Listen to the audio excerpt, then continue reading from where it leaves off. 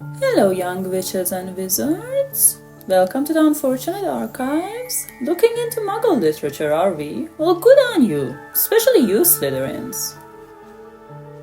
Ah, it's for your muggle studies class, huh? Well, you're taking muggle studies, that's really good. Right, it's become compulsory. I see. Well, anyway, you're in the right place. I got you. Hufflepuff! You might belong in Hufflepuff, where they are just and loyal. Those patient Hufflepuffs are true and unafraid of toil. Let's start with you Hufflepuffs, because you deserve it and Merlin knows it doesn't happen that often. Hufflepuffs value hard work and dedication, loyalty and fairness. You also have a strong sense of right and wrong, and you're the most accepting between all the four houses. I mean, it's certainly not gonna be you Slytherins, is it? Oh, my father will hear about this! This makes me think about feel-good stories where characters succeed through their own hard work. It also makes me think about found families, specifically found families with a super eclectic group of characters, and bonus points if they're also outsiders. You know, like you guys. The runner-up book for you guys is The House in the Cerulean Sea by T.J. Klune. This book has a heartwarming found family of outsiders. It centers a queer couple, and it just feels like a warm hug. Even I, with my cold heart, love this book. So if any Hufflepuffs haven't read it yet, oops, they should. However, my ultimate pick for Hufflepuffs is Legends and Lattes by Travis Baldry. Legends and Lattes follows an orc. Yes, orcs are a muggle creature. Think about them like goblins, but bigger and way more vicious. Any other questions? No? Okay. This orc has worked as a mercenary for many years until she decides that it's time to retire and open a cute little coffee shop instead of murdering people for money. A good career trajectory, perhaps. Along the way, she's joined by a group of other misfits. They introduce people to amazing things like lattes, and they might even end up inventing cinnamon rolls and lemon cake along the way.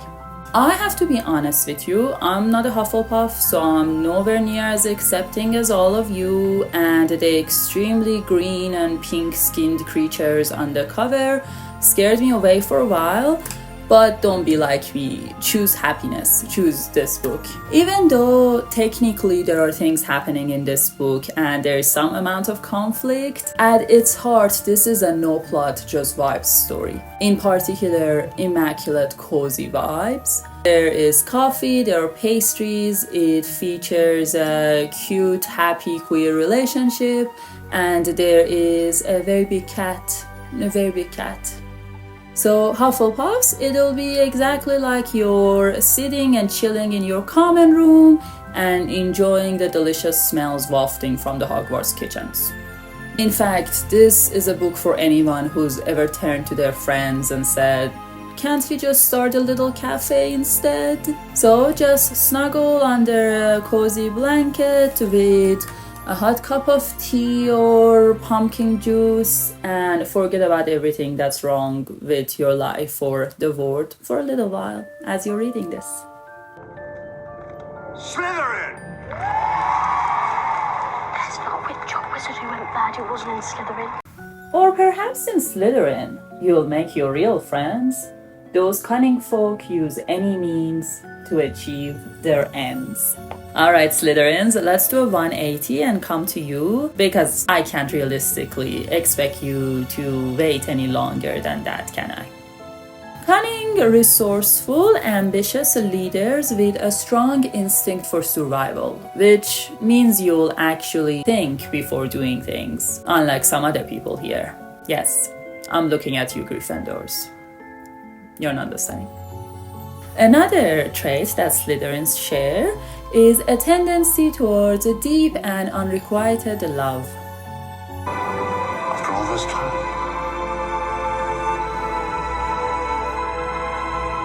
Always. Oh, you guys don't look so well. Maybe I shouldn't have mentioned that. Yeah, anyway, let's move on. Now, this is tough because while I'm not a Slytherin, it turns out I'm very much a Slytherin in my reading taste. We want morally grey characters. Characters who are clever and ambitious and would do anything to survive. We're not scared of darker stories and more complex plots with higher stakes. Where is that book? Akio Spinning Silver. Alright, so the leader up for you guys is Spinning Silver by Naomi Novik. Spinning Silver is a Rumpelstiltskin retelling, except here, instead of trading her firstborn for gold, the main character Miriam uses her cleverness and ambition and what some might call ruthless business practices to turn silver into gold after she takes over her family's money lending business.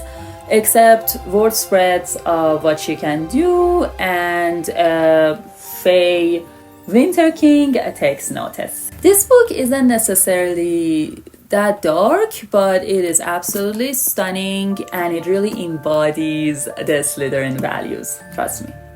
Yes, Rumpelstiltskin is a muggle tale. Never mind. I know that for you guys, reading muggle literature is probably the hardest out of everyone here. So my ultimate pick for you is actually Manacled by Senlin Yu. Okay, Slytherins, I know you wanna be snobs right now, but hear me out. This is what's called a fan fiction, and a lot of muggles are snobs about it as well. In fact, as a muggle born, I was too. So if you choose to be snobbish about it, that's something you have in common with muggles. Just keep that in mind.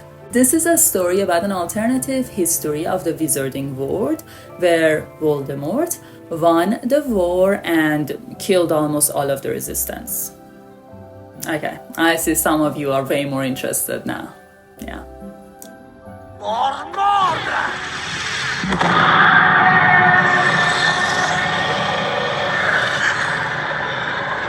This book begins where Harry Potter, all the Weasleys, Neville, Luna, and all our war heroes have been killed. Hermione, however, has been kept in a prison cell in absolute darkness for nearly 2 years. When they finally come and get her, she finds out that she's been chosen as one of the Muggle-borns to be given to Death Eaters as handmaidens or essentially sex slaves, to increase the Wizarding World's population. When they run the medical checks on her, they find that a number of her memories have been blocked off, even from herself. And Voldemort is thinking, the resistance is defeated and I've killed everyone, so what could she possibly have to protect?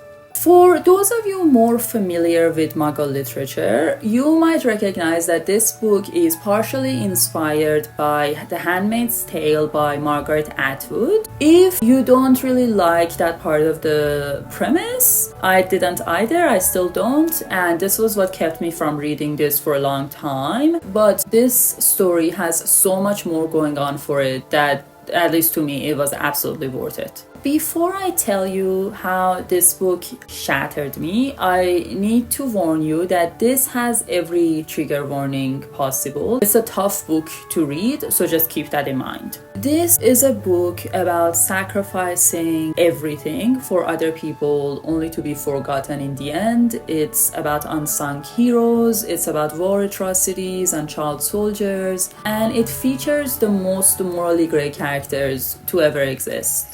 I've never forgiven characters for worse crimes than I did in this book. I'm sorry, Slytherins, I never cared about Draco Malfoy. This book made me care. He does truly terrible, awful things, but you will care about him by the end, and it will make you question your own sense of morality. Even you, Slytherins. When it comes to Hermione, this book makes you re-examine some of the things that maybe you ignored before. Like the fact that the relationship between the Golden Trio was always very unequal. It was always Harry and Ron first and Hermione second. That must have left her very lonely because we don't really see her have many other close friends in the story. This book makes that dynamic really hard not to see, and it shows you what could have happened if the war had dragged on for years instead of months, and how their conflicting values and beliefs could have really driven them apart. It's very sad. When it comes to Hermione and Draco's relationship, it's tough, it's complicated. When you start reading this, you cannot imagine how there can be any sort of love between them, and that's fine. Don't read this expecting a love story. Just continue reading if you're interested in the actual story, and the relationship will make sense later on. Even you, Slytherins, with your capacity for deep love, are not gonna get the love in the first section. Just trust me. There is so much I can say about this book, but let me just say,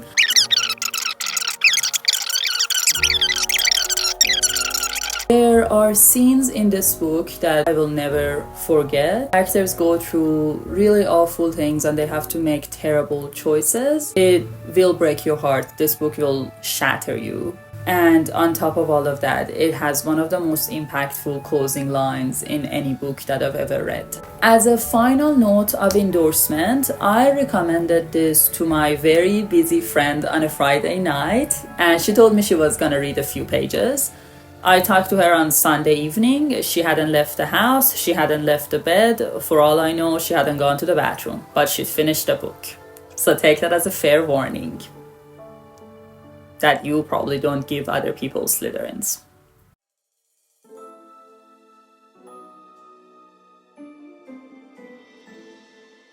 Or yet, in wise old Ravenclaw, if you've a ready mind, where those of wit and learning will always find their kind. Hello, clever witches and wizards of Ravenclaw. It's so good to have you. We value wit, learning and wisdom, curiosity and creativity, and we don't mind being eccentrics. You're just as sane as I am. We love books, we love books about books, and I'm sorry, but we officially claim dark academia. Yes, I can see how Slytherins and even Hufflepuffs could have some claim, but it's ours. Yes, the rest of you, quiet down. You might say I'm being a bit biased, but I'm hardly the first one. I mean, have you read history? Have you seen how Dumbledore acted?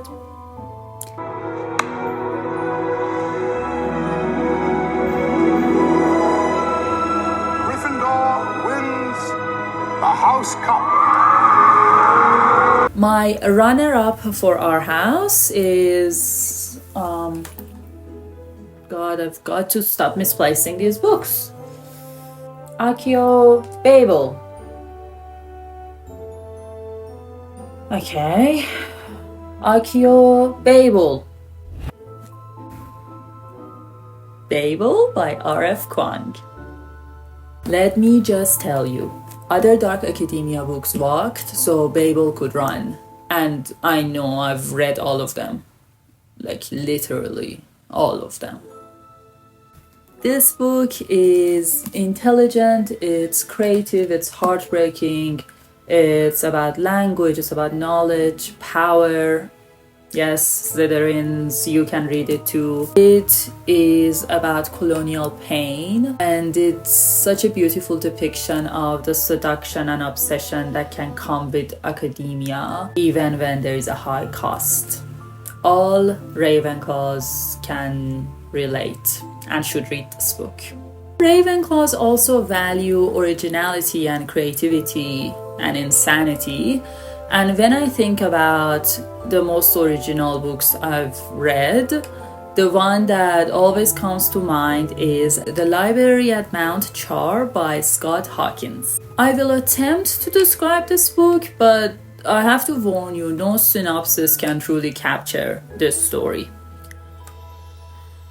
This book follows Caroline, who used to be a normal person. However, she was taken into this strange house with a group of others as a child by this man called Father. Each of the children were allowed to study a specific part of the books in father's library and nothing more. So, for example, Carolyn's specialty was languages. Father could be extremely cruel and seemed to be raising them for an undisclosed purpose. He also had these unexplained powers. For example, he could murder the children who disappointed him in terrible ways and then bring them back to life like nothing happened. Understandably, all the children have grown up wondering if Father is actually God. This book starts where Father's gone missing and the library that contains all of his secrets is left unguarded for the first time. And it turns out access to the library also means controlling all of creation. However, Carolyn isn't the only one who wants this knowledge, and Father hasn't exactly raised the 12 of them to be kind and share. So things get pretty dark, and on top of that, Carolyn has a few secrets of her own and things aren't necessarily as they seem. When you read a lot or watch a lot of movies and shows, you get pretty good at understanding story structure, and that helps you predict where a story might go and narrows down the range of things that could happen. This book will throw you back to the time before you had that ability, because anything could happen in this book and probably will. The premise of this book sounds reasonable enough, but it's so weird. It is so unhinged, and you need a good deal of curiosity and appreciation for the strange to enjoy the beginning of this book, because you understand absolutely nothing of what's happening. And even when you find your footing a little bit, there is always another secret, another twist, another crazy thing that happens that makes you question everything you knew. So trust me, Ravenclaws, you will not be bored. But don't be mistaken by that into thinking this is a light-hearted book by any means.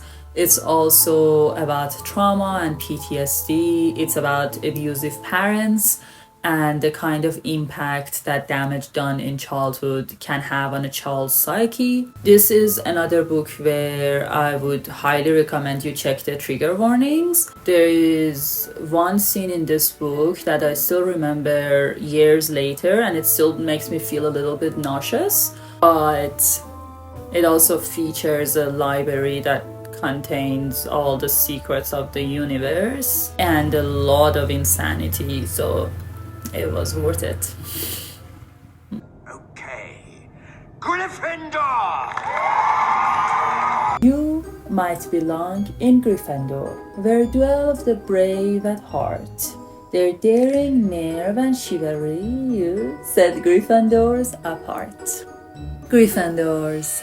You go last for the exact opposite reason to why Hufflepuffs go first, because you get enough. I'm kidding. I like you guys. Like many young witches and wizards, there was a time when I thought I was a Gryffindor.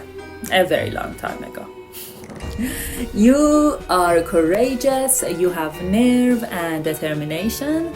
You can be reckless and short-tempered and prone to what some might call pointless heroics. But you have a good moral compass and you stick up for your friends. Shall we go with horror to test your bravery? It's tempting, but no. You want adventure stories. You want epic battles where good will ultimately prevail.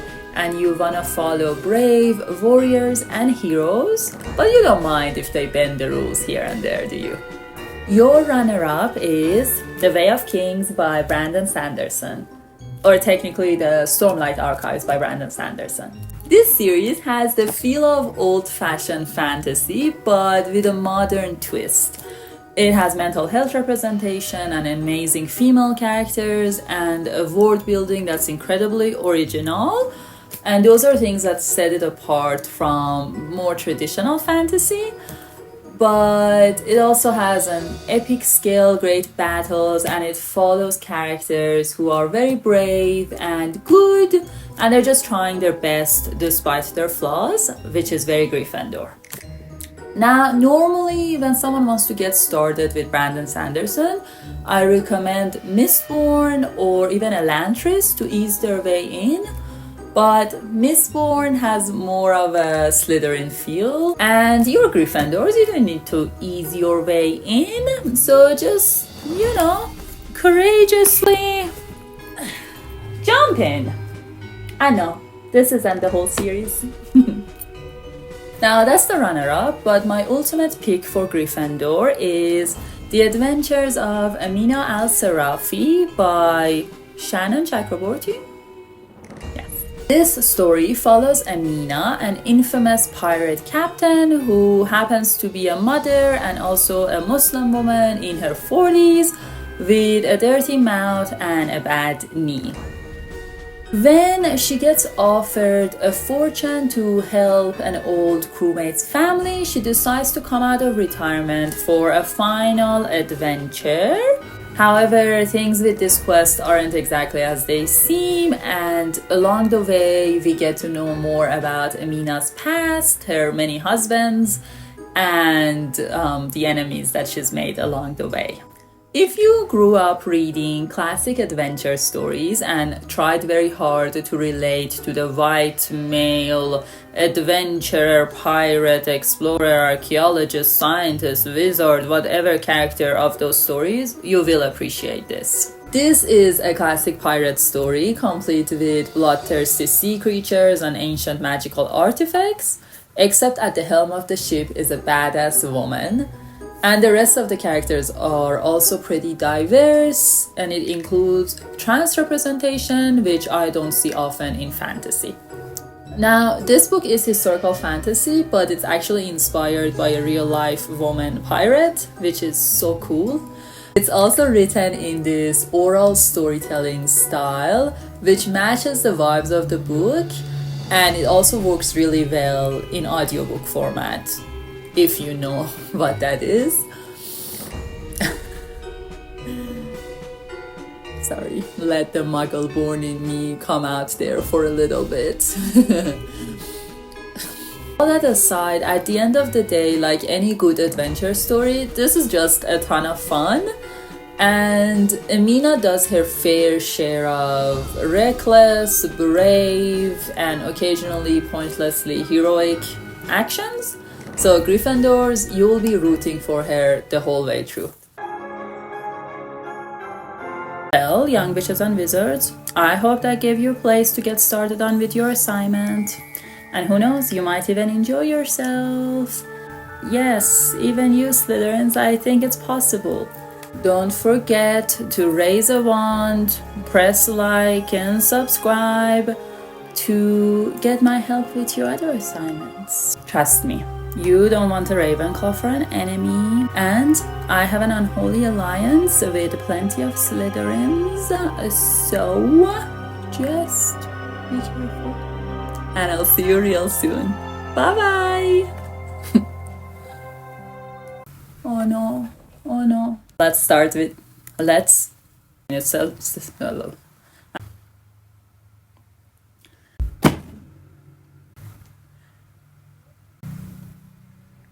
I love this book so much. Very hard to read. Blah, blah, blah, blah, blah. God. The rest of the characters are also restored. If grew up reading,